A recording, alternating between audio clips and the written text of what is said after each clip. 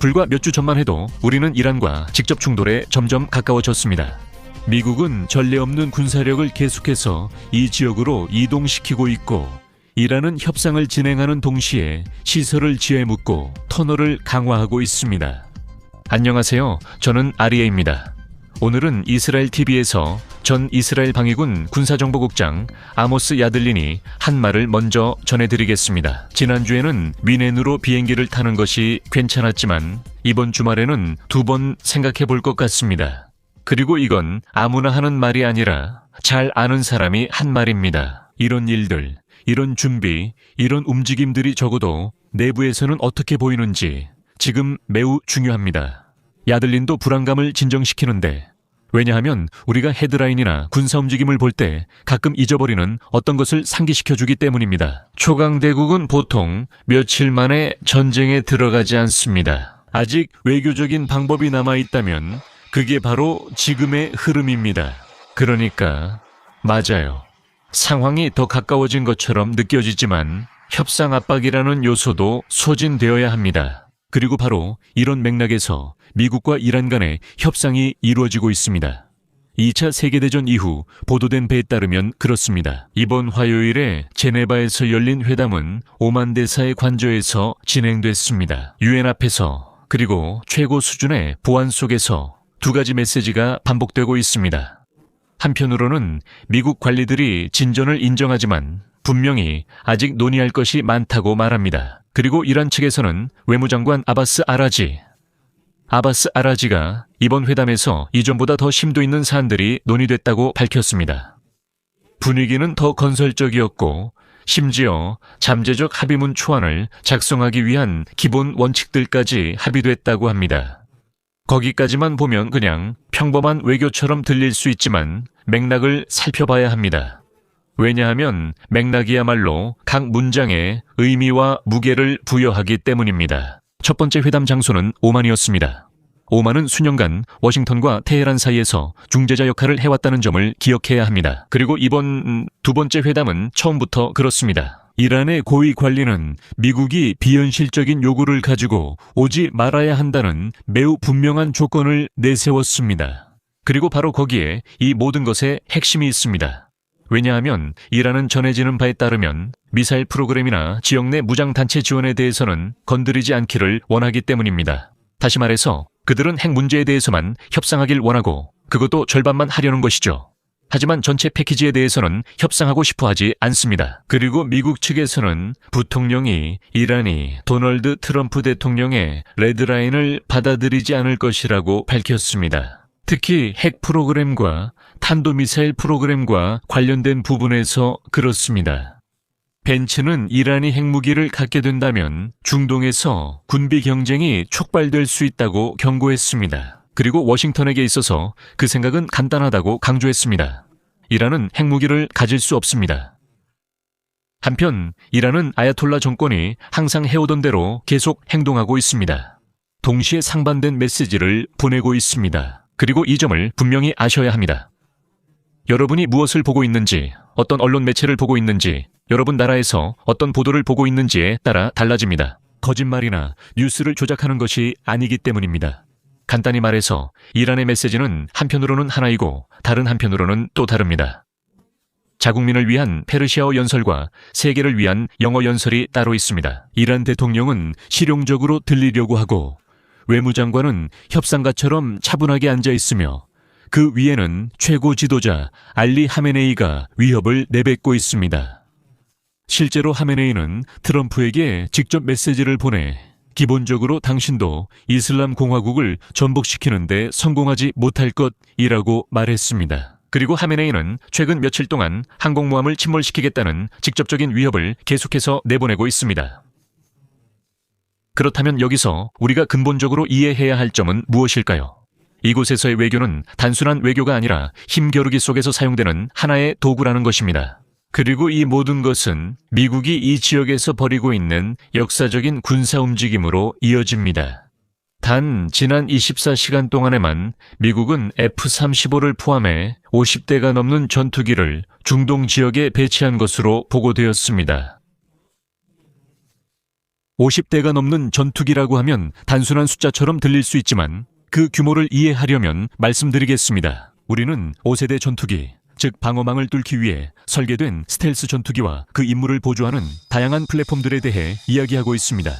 이것은 군사적 선택지가 단순한 구호가 아니라 실제로 눈에 보이고 무대 한가운데 물리적으로 존재한다는 것을 의미합니다. 이것은 매우 중요한 일입니다. 이스라엘 소식을 계속 알고 싶으시면 채널 구독과 알림 설정을 해주세요. 그래야 새 영상이 올라올 때 바로 알 수 있습니다. 좋아요, 계속하겠습니다. 이 모든 드라마에서 또 하나 중요한 사건이 있습니다.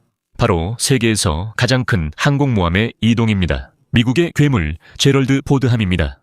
이 항공모함은 트럼프 대통령이 배치한 이후로 움직이고 있습니다. 즉, 중동으로 이동하라는 허가를 받은 것입니다. 오늘 지브롤터 해협에 진입하는 것이 포착되었으며 모로코 해안 근처를 지나 지중해로 향하고 있습니다. 우리가 이해할 수 있도록 이 포드 항공모함이 어떤 것인지 설명해 주시겠습니까? 우리는 10만 톤 이 넘는 배수량과 338m 길이를 가진 핵추진 항공모함에 대해 이야기하고 있습니다. 그리고 만약 여러분이 미터 단위를 잘 감이 안 오신다면 이 길이는 축구장 3개에 해당합니다. 이것은 25개의 갑판을 가진 괴물로 2개의 A1B 원자로로 추진되며 30노트 이상의 속도로 항해할 수 있습니다. 또한 75대에서 90대의 항공기를 운용할 수 있습니다. 그리고 인간 생태계도 마찬가지입니다. 이 항공모함은 말 그대로 떠다니는 도시로 승무원과 항공대까지 합쳐 약 4,500명이 탑승합니다. 가장 중요한 것은 단순히 크기만이 아니라 바로 그 속도입니다.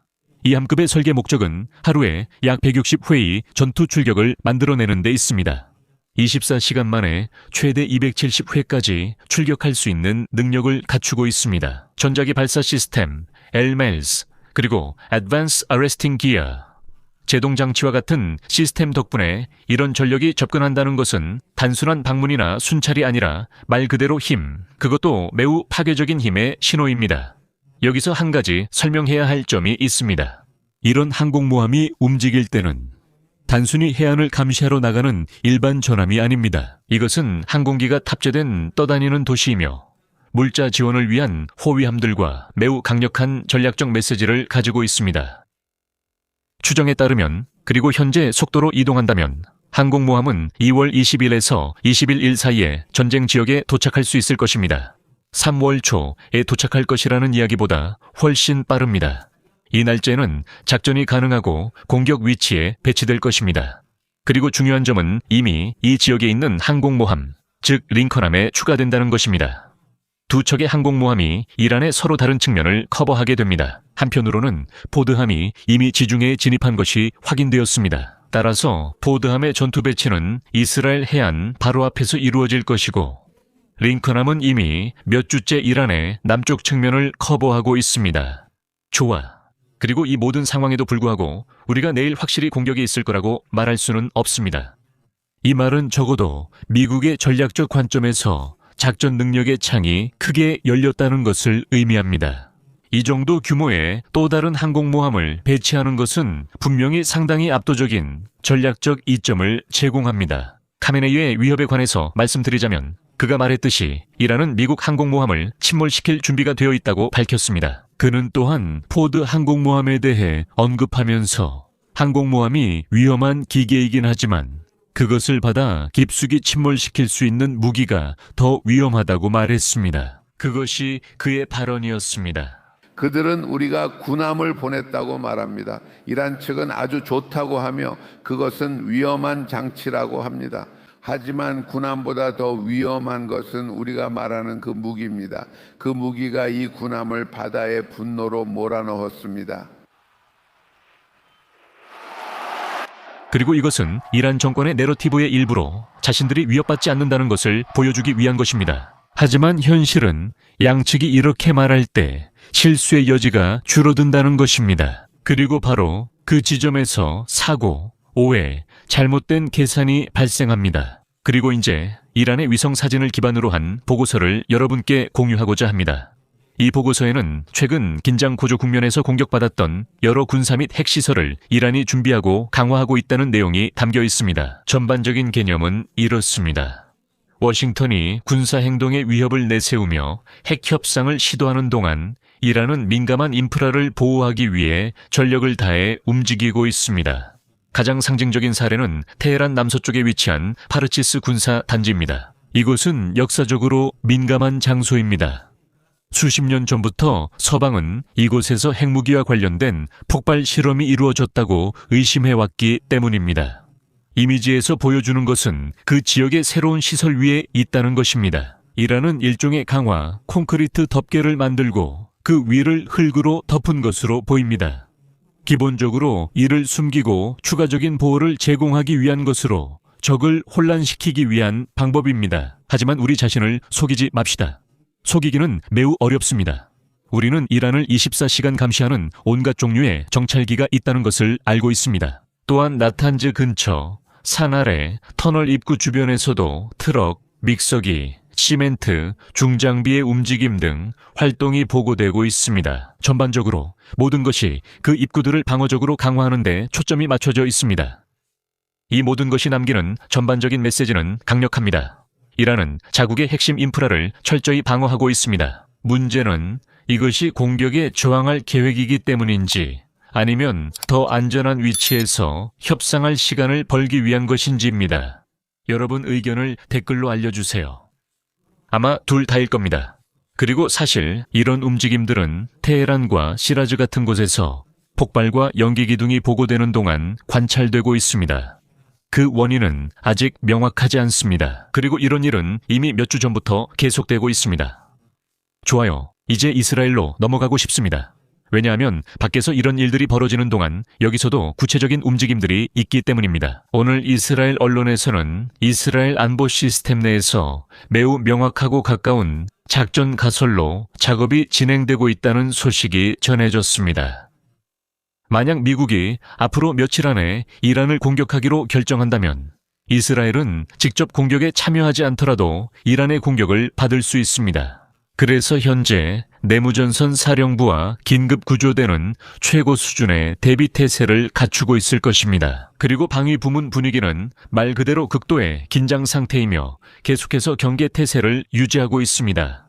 심지어 이미 열렸어야 할 안보 내각 회의도 이란의 오판을 막기 위해 연기된 것으로 보고되고 있습니다. 이런 상황에서는 잘못된 해석 하나가 모든 것을 예상보다 빨리 촉진시킬 수 있습니다. 그리고 이스라엘의 고위 지휘부는 이런 상황이 단순한 일격이 아니라고 평가하고 있습니다. 그리고 이는 단순한 일격이 아닌 더 길고 오래 지속될 작전이 될 것입니다. 목표는 확실히 탄도미사일 무기고에서부터 이란 정권의 주요 인프라까지 다양할 수 있으며 심지어 정권의 핵심 인물들까지도 주요 표적으로 삼을 수 있습니다. 후티 방운이 즉각적으로 가세할 위험이 있고 헤즈볼라 역시 니바르에서 참전하기로 결정할 수도 있습니다. 여기에 이스라엘 항공우주산업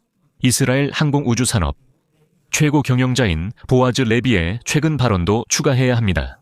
그는 이미 곧 구식이 될 시스템 2를 대체할 에로우사 시스템에 대해 언급했습니다. 이 시스템이 도입되면 이스라엘이 다음 전쟁에 대비하기 위해 서두르고 있다고 보아즈 레비는 말했습니다.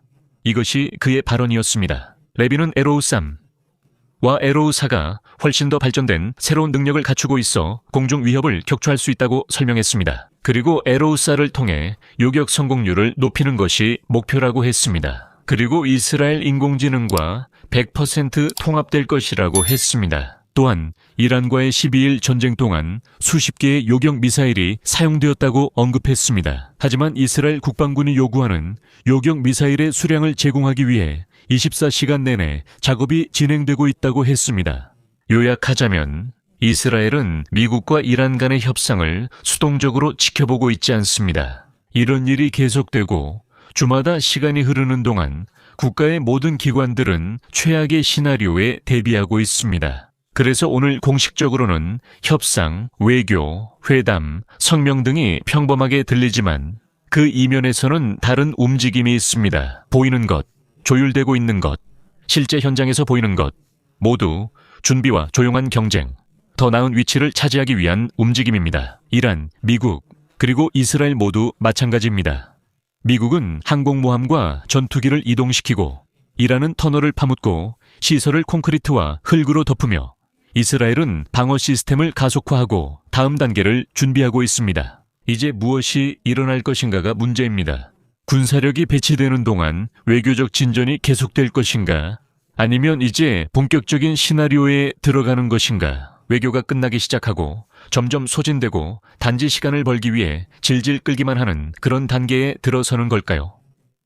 여러분의 의견을 듣고 싶습니다.